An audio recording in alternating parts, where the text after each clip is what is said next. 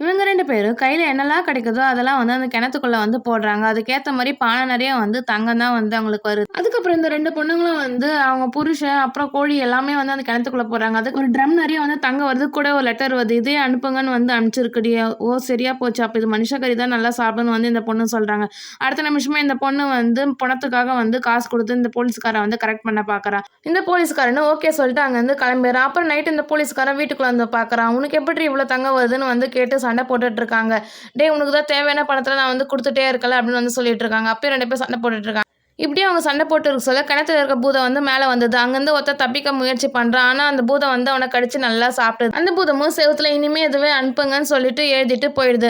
அதுக்கப்புறம் இந்த 2 பொண்ணுங்களும் போலீஸும் சேர்ந்து நெறைய பணத்த எடுத்துட்டு வந்து அந்த கிணத்துக்குள்ள போடுறாங்க. அதுக்கேத்த தங்கமும் வந்து வந்துட்டு இருக்கு. அதுக்கப்புறமா இந்த போலீஸ் வந்து யோசிக்க ஆரம்பிக்கிறான். இவங்களுக்கு எதுக்கு நம்ம பணம் குடுக்கணும்? இவங்க 2 பேருமே கிணத்துல தள்ளிட்டா எல்லா பணமும் நமக்கு தானேன்னு சொல்லிட்டு அந்த 2 பொண்ணுங்களையும் வந்து தள்ளி விட்டுர்றான். தங்கம் ஃபுல்லாத்தையும் இவனே எடுத்துக்கிறான். ஓகே கைஸ், இந்த மூவி பார்த்துருக்கீங்களான்னு வந்து கமெண்ட் பாக்ஸ்ல வந்து கமெண்ட் பண்ணுங்கங்க.